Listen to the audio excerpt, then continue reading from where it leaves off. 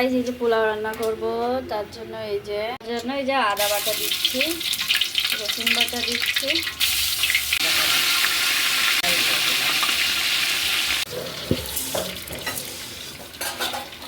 চালগুলো দিয়ে দিলাম পোলাও। এখন এই যে ঘি দিয়ে দিচ্ছি।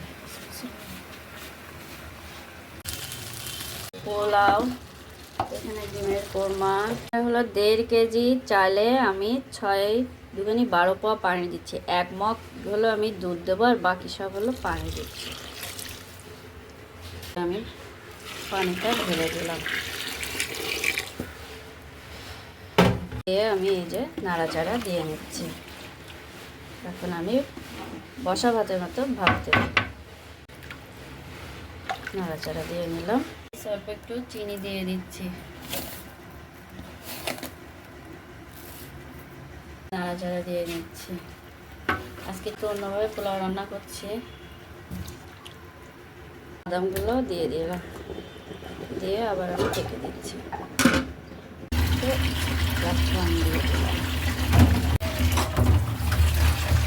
গাইস এই দেখুন আজকে পোলাও রান্না করলাম। ঈদের স্পেশালভাবে একটু গোলাপ জল দিয়ে, কেওড়ার পানি, জাফরান দিয়ে একটু কালার দিলাম, দেখতেও বেশ সুন্দর লাগছে। তৈরি হয়ে গেল পোলাও। কোরমা করবো, তার জন্য এই যে ডিমটা সিদ্ধ করে নিয়েছি। ডিমটা আমি আগে থেকে ভেজে নিচ্ছি, কোরমা করবো ডিমের।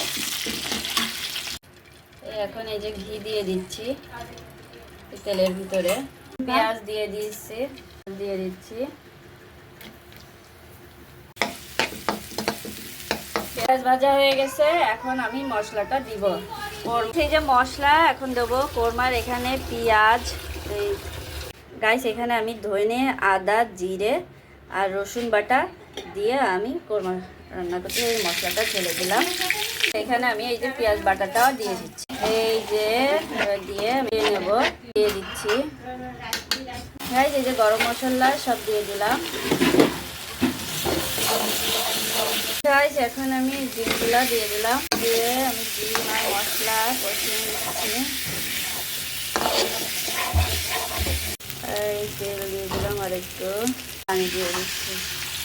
এখন এই যে দুধ দিয়ে দিচ্ছি, গুঁড়া দুধ। বেশি বেশি করে নেড়ে দিতে হবে, নাহলে দুধটা যদি ফেটে না যায়, সেই কারণে। গাইস এই যে এখন ডিমের কোরমাটা হয়ে গেছে।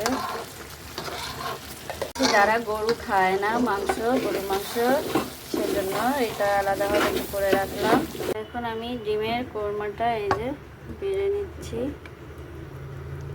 এই আমার তৈরি হয়ে গেল ডিমের কোরমা।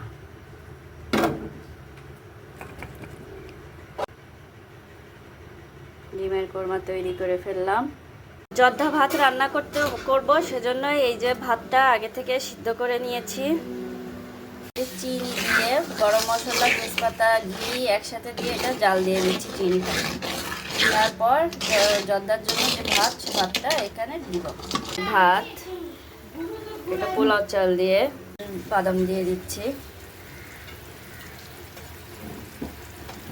হ্যাঁ, কালার দিয়ে দিচ্ছি, জাফরান দিয়ে, চিনি আর দুধ আর গরম মশলা, পেস্তা, বাদাম এসব দিয়ে এখন আমি এটা একটু নাড়া নিচ্ছি। ভাত দিয়ে দিচ্ছি, পোলাও চাল দিয়ে যে সব একসাথে ঢেলে দিচ্ছি।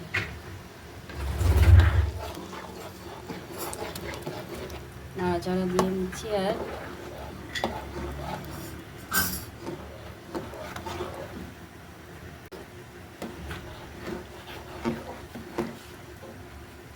এই যে কাজু বাদাম আমি দিয়ে দিচ্ছি, পেস্তা বাদাম, কাজু বাদাম সব একসাথে। আর আমি আবার আর একটু রং দিয়ে দিচ্ছি। আমি রং দিয়ে নাড়াচাড়া দিয়ে নিচ্ছি। এই যে জর্দা ভাতে এই যে কালার চলে আসছে প্রায়, একেবারেই শুকনো শুকনো করে ফেলবো। আবার কিশমিশ দিয়ে দিচ্ছি। এই যে একটু ঘি দিয়ে দিচ্ছি, আবার একটু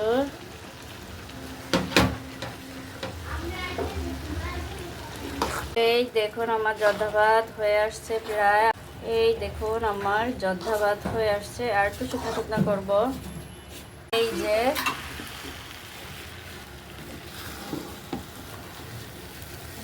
হয়ে গেছে গাইস, এই দেখুন জর্দা ভাত রান্না করলাম আজকে ঈদ উপলক্ষে। গাইস এই যে তৈরি হয়ে গেল আজকে ঈদের জন্য সিমাইয়ের সাথে জর্দা ভাত। দেখুন এটা বাড়বো এখন। জর্দা ভাতটা এই যে ঢেলে ভাতটা ঢেলে নিচ্ছি এবং বাতাসে একটু ঠান্ডা হবে।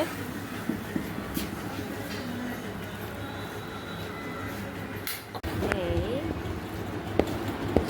জর্দা ভাত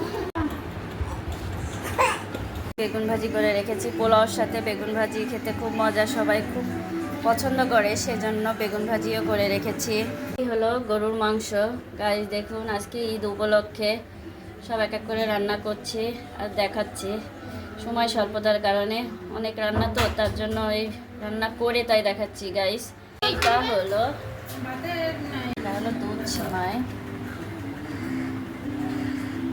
তো এই যে গরুর মাংস, সাথে মুরগির মাংস রান্না করছি। এখানে এক পাশে গরু হচ্ছে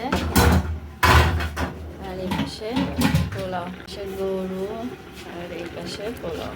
মোবারক উপলক্ষে যে সিমাই রান্না করছি, জর্দা সিমাই, দুধ সিমাই আর হলো জর্দা ভাত। গাইস দেখুন এই যে জর্দা ভাত রান্না করছি, জর্দা সিমাই রান্না করছি, দুধ সিমাই রান্না করছি।